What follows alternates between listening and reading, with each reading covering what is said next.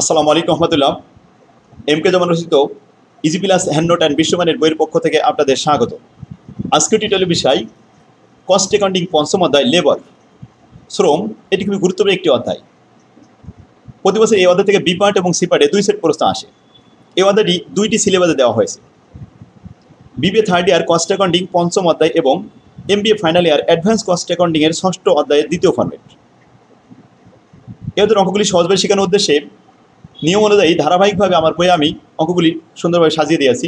একজন শিক্ষার্থী যদি আমার বই থেকে অঙ্কগুলি ধারাবাহিকভাবে প্র্যাকটিস করতে পারেন তাহলে আশা করি ইনশাল্লাহ এই অধ্যায়ের কোনো অঙ্ক আর জটিল থাকবে না।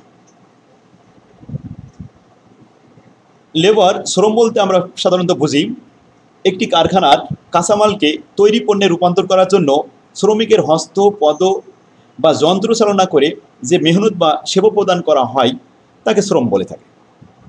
প্রকৃতিগত দিক থেকে শ্রমকে 2 ভাগে ভাগ করা যায়, প্রত্যক্ষ শ্রম এবং পরোক্ষ শ্রম। প্রত্যক্ষ শ্রম বলতে আমরা বুঝি সরাসরিভাবে উৎপাদন কাজে নিয়োজিত শ্রমিকের পরিশ্রমকে প্রত্যক্ষ শ্রম বলে। আর পরোক্ষ শ্রম বলতে বুঝি যেসব শ্রমিক সরাসরি উৎপাদন কাজে নিয়োজিত নয় তাদের শ্রমকে পরোক্ষ শ্রম বলা হয়। তাই এক কথায় শ্রমিকের শারীরিক ও মানসিক পরিশ্রমের বিনিময়ে যে অর্থ উপার্জন করে থাকে তাকেই লেবার বা শ্রম বলে থাকে। লেবারের পারিশ্রমিক নির্ণয় করার জন্য বিভিন্ন মনীষীগণ বিভিন্নভাবে সূত্রায়িত করেছেন। তাদের নিয়ম অনুযায়ী মোট 6টা নিয়ম হয়েছে। এই 6টা নিয়মে এই অধ্যায়ের অঙ্কগুলো করা হয়েছে। তো আসুন, যেহেতু এই অধ্যায়ের অঙ্কগুলি সূত্রের মাধ্যমে করতে হবে, তো ধারাবাহিকভাবে আমরা 6টা নিয়মের সূত্রগুলো এক নজরে একটু দেখে আসি। আমাদের বইয়ের প্রথমে দেখবেন সব ধারাবাহিকভাবে সূত্রগুলো লেখা আছে। দেখুন, 1 নম্বর নিয়ম হলো টাইম রেট সিস্টেম, অর্থাৎ টাইমের উপর বেসিস করে মজুরি নির্ণয় করা হয়। তার সূত্র হলো ওয়েজেস সমান সমান time taken into rate per hour. শ্রমিকরা যত ঘন্টা কাজ করবে সেই ঘন্টার সাথে রেট পার আওয়ার, ঘন্টা প্রতি যে রেট দেওয়া থাকবে সেটা গুণ করতে হবে। প্রশ্নে এটা দেওয়া থাকবে, এতে আমাদের টোটাল মজুরি চলে আসবে। প্রশ্নে টাইম রেট সিস্টেম লেখা থাকবে। এখন এই 6টা নিয়মের মধ্যে যে নিয়ম লেখা থাকবে ঠিক সেই নিয়ম অনুযায়ী আপনাকে মজুরি নির্ণয় করতে হবে। সেক্ষেত্রে দেখুন, এবার আসুন 2 নম্বর হলো পিসি রেট সিস্টেম। পিসি রেট এটা সাধারণত 2 প্রকার হয়ে থাকে। একটা হলো প্রোডাকশন ইউনিট বেসিস হয়ে থাকে, আর একটা হলো টাইম বেসিস হয়ে থাকে। যদি প্রশ্নে ইউনিট দেওয়া থাকে তাহলে টোটাল ওয়েজেস হবে production unit into rate per unit. Total production ইউনিটের সাথে পার ইউনিট রেট দেওয়া থাকবে প্রশ্নে, সেটা গুণ করলে টোটাল ওয়েজেস চলে আসবে। আর যদি টাইম দেওয়া থাকে যে এত ঘন্টা প্রতি ঘন্টা কত টাকা এরকম বলা থাকে, তখন সূত্র হবে standard time into rate per hour. অর্থাৎ যত ঘন্টা কাজ করেছে শ্রমিকরা সে ঘন্টার সাথে রেট পার আওয়ার গুণ করলে টোটাল ওয়েজেস চলে আসবে। তাহলে আমরা 2টা নিয়ম শিখলাম, একটা হলো টাইম রেট বেসিস আর একটা হলো পিসি রেট বেসিস। এবার আসুন 3 নাম্বার। হালসে একজন মনীষী, তার নাম অনুসারে হালসে প্রিমিয়াম প্ল্যান বলা হয়েছে, এবং রোয়ান একজন ব্যক্তি, রোয়ান প্রিমিয়াম প্ল্যান বলা হয়েছে। এই 2জন মনীষীর মজুরি নির্ণয়ের সূত্র একই রকম। সূত্রটা হলো basic salary plus bonus, basic salary plus bonus. তবে বোনাসটা নির্ণয়ের জন্য 2জনের 2টা নিয়ম দেওয়া হয়েছে। যেমন হালসে বলছে বোনাস নির্ণয়ের জন্য যে time save divided by 2 into rate per hour. এখন আসুন, টাইম সেভ বলতে কি বোঝায়? টাইম সেভ বলতে বোঝায় যে হালসে বলছে শ্রমিকদেরকে কাজের উৎসাহ বাড়ানোর জন্য, উদ্দীপনা বাড়ানোর জন্য তাদেরকে বোনাস দিতে হবে। আর বোনাসটা নির্ণয় করা হবে যে তারা নির্দিষ্ট সময়ের মধ্যে কাজ করে যদি সময় বাঁচাতে পারে তাহলে ওই সেভ টাইমের উপরে তাদেরকে বোনাস দেওয়া হবে।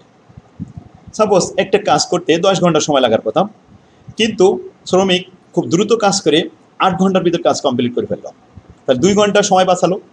এই যে টাইম সেভ করলো, এরকম যাতে সে আরও বেশি বেশি সেভ করতে পারে তাকে উৎসাহ দেওয়ার জন্য তাদেরকে বোনাস দেওয়া হবে।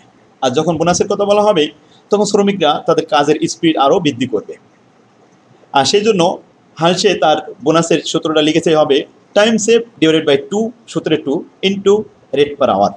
যে প্রতি আওয়ারে যে কয়েক টাকা করে দেওয়া হতো তার অর্ধেক দেওয়া হবে, অর্ধেক রেট করে বোনাস দেওয়া হবে। এখন রোয়ান বলছে বোনাসটা ওইভাবে না, বোনাসের সূত্রটা হবে এভাবে, time save divided by standard time. অর্থাৎ তাদের যে টার্গেটকৃত স্ট্যান্ডার্ড টাইম ছিল সেই টাইম দ্বারা সেভকে আগে ভাগ করতে হবে, করলে একটা দশমিক চলে আসবে, অনুপাত চলে আসবে। এই অনুপাতের সাথে গুণ করতে হবে টাইম টেকেন, কত সময় কাজ করেছে, এবং তার সাথে রেট পার আওয়ার। তো আশা করি বুঝতে পারছেন। এর সূত্রটা একটু জটিল কিন্তু সহজ আছে, একটা দুটো অঙ্ক করলেই পেরে যাবেন। তো হালসের বোনাসের সূত্র আমরা বুঝতে পারলাম, রোয়ানের বোনাসের সূত্র আমরা বুঝতে পারলাম। তাহলে হালসে এবং রোয়ান দুইজনেই বোনাস দেয় এবং বেসিক স্যালারির সাথে বোনাস যোগ করে তারপরে মজুরি তৈরি করা হয়। তো সেক্ষেত্রে আমরা সূত্র দুটো বুঝতে পারলাম। এবার আসুন 5 এবং 6, একজন মনীষীর নাম হলো টেইলার, আরেকজনের নাম হলো মেরিক। এই দুইজনের একই রকম, তারা বলছে Taylor differential piece rate system আর Merrick differential piece rate system. এদের সিস্টেমটা হলো যে কাজের উৎসাহ বাড়ানোর জন্য সিস্টেমটা এমনভাবে করা হয়েছে যে যদি কেউ কাজে ফাঁকি দেয়, সময় মতো কাজ না করে, তাহলে তাদের বেতন স্ট্যান্ডার্ড রেটের থেকে কম দেওয়া হবে। আর যদি তারা স্ট্যান্ডার্ড টাইম অনুযায়ী জাস্ট টাইমে কাজ কমপ্লিট করতে পারে 100%, তাহলে তাদেরকে যা মজুরি দেওয়ার কথা ছিল তার থেকে বেশি দেওয়া হবে। আর যদি স্ট্যান্ডার্ড টাইমের থেকে অর্থাৎ টার্গেটকৃত সময়ের থেকে খুব দ্রুত অল্প টাইমের ভিতরে অনেক কাজ করতে পারে, দক্ষতা বেশি দেখাতে পারে, তাদেরকে উৎসাহ বাড়ানোর জন্য আরও বেশি মজুরি প্রদান করা হবে। কত পার্সেন্ট মজুরি প্রদান করা হবে এই বিষয়ে প্রশ্নপত্রে দেওয়া থাকবে। এই জন্য আমরা সূত্রে এটা লিখতে পারি না। তো আমরা এখানে দেখি যে তাদের কাজ বেশি করেছে নাকি কম করেছে এটা নির্ণয় করার জন্য দক্ষতা নির্ণয় করতে হবে, ইফিসিয়েন্সি। আর ইফিসিয়েন্সি নির্ণয় করার যে সূত্র এটা আমরা প্রথমে দেখাতে পারি, আর বাদবাকি মজুরি নির্ণয় করার সময় রেটগুলো দেখাতে পারবো।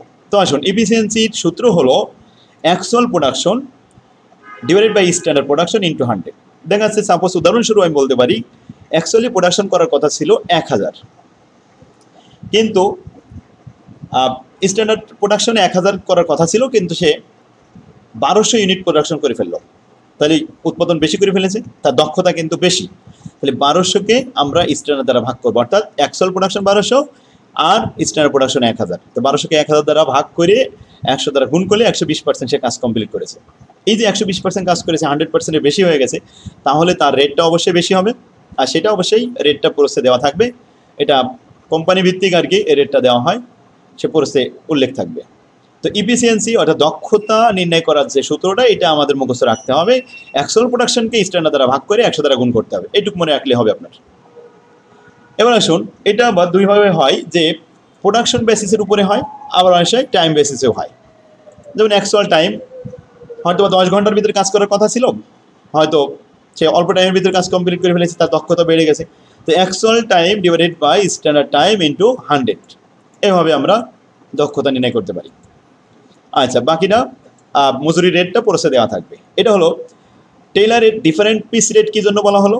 যে আসলে স্ট্যান্ডার্ড যে রেটটা আছে সেই রেটের থেকে হয় কম হবে নাই বেশি হবে, অথবা সমান থাকবে।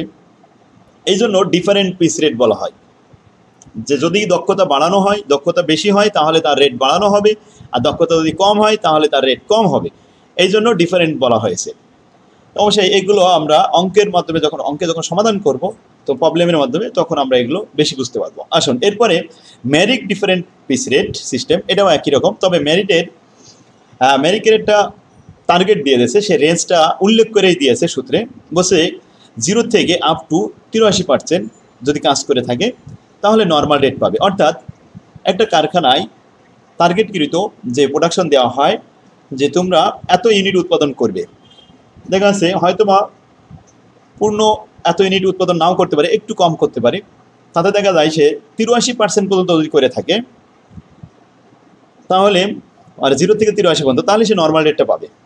আর 83-র বেশি যদি হয়, অর্থাৎ 83 থেকে যদি 100% পর্যন্ত কাজ করে ফেলে, তাহলে কোম্পানির প্রোডাকশন ম্যানেজার যে টার্গেট দিয়েছে, কর্মচারী যদি সেই টার্গেট ফিল আপ করে ফেলে, 83 থেকে 100%-এর মধ্যে কাজ করে ফেলে, তাহলে যে রেটের পরিমাণ, যে রেট দেওয়ার কথা ছিল তার থেকে 10% বেশি দিবে, অর্থাৎ 110% নর্মাল রেটের 110% দেওয়া হবে। সাপোজ উদাহরণস্বরূপ যে কাজ করতে বলা হয়েছিল 1000 ইউনিট, সে 900 ইউনিট কাজ করেছে। তাহলে 900 ইউনিট যদি কাজ হয়, তাহলে এখানে দক্ষতা আসে কিন্তু 90%। 90 কিন্তু 83-র উপরে, অর্থাৎ 83 থেকে 100-এর মধ্যে আছে। তাহলে সে নর্মাল রেটের 110%, অর্থাৎ 10% সে বোনাস পাচ্ছে। আর যদি এমন হয় যে 100-র উপরে চলে যায়, অর্থাৎ যে 1000 ইউনিট উৎপাদন করার কথা ছিল 1100 ইউনিট উৎপাদন করে ফেলেছে, তাহলে তো আরো বেশি উৎপাদন করেছে, একে উৎসাহ দেওয়ার জন্য তাকে 120% মজুরি দেওয়া হবে। তাহলে মজুরির যে নর্মাল রেট থাকবে তার থেকে 120%, অর্থাৎ 20% বাড়ায় দেওয়া হবে। তো আশা করি বুঝতে পারছেন। বাকিটা আমরা যখন অঙ্ক সমাধান করব তখন আরও বিস্তারিত বুঝতে পারবেন। শিক্ষার্থীগণ, তাহলে আজকের ক্লাসে আমরা লেবারের এই 6টা নিয়ম শিখলাম, বিস্তারিত জানলাম। আগামী ক্লাসে আমরা আমাদের বই থেকে গাণিতিক সমস্যার সমাধান করব। যাদের কাছে আমাদের বইটা এখনও পর্যন্ত পৌঁছায়নি তারা সরাসরি আমাদের সাথে অফিসে যোগাযোগ করুন। স্ক্রিনে যে নাম্বারটি দেখতে পাচ্ছেন এই নাম্বারে যোগাযোগ করে অনলাইনে বই নিলে আপনারা সুলভ মূল্যে নিতে পারবেন। আর বাজারে আমার বইয়ের ইজি প্লাস নামে অনেক নকল হয়েছে, এই জন্য নকল হতে সাবধান। সবচেয়ে আপনার সুবিধা হবে এই নাম্বারে যোগাযোগ করে আগে জিজ্ঞেস করে নেবেন কোন লাইব্রেরিতে বই পাওয়া যাবে, কোথায় পাওয়া যাবে, কীভাবে নিতে হবে। জিজ্ঞেস করার পরে আপনি বই নিন, তাহলে আপনার নকল থেকে অন্তত রেহাই পাবেন। বাইরে অনেক কোম্পানি ইজি প্লাস নামে নকল বই বিক্রি করার চেষ্টা করছে। শিক্ষার্থীগণ, তো আজকের ক্লাস আমরা এখানে শেষ করি। আগামী ক্লাসে আবার গাণিতিক সমস্যাগুলো সমাধান করবো ইনশাল্লাহ। আগামী ক্লাসে দেখা হবে। আল্লাহ হাফেজ। আসসালামু আলাইকুম রহমতুল্লাহ।